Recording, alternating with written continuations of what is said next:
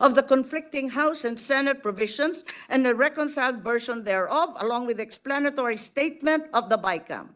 Instead of that detailed explanation and comparative presentation demanded by our rules, we only got various infrastructure projects.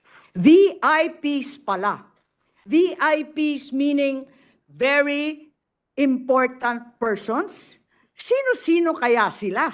Gaya na sambit ko, hinihimay pa ang himala. Pero para sa ilang mga VIPs. Real talk, can anyone in this chamber, this August chamber, ascertain what are these infrastructure projects by just looking at the BICAM report? Can any of us determine what is included and comprising the additional 350 additional funding to DPWH, as well as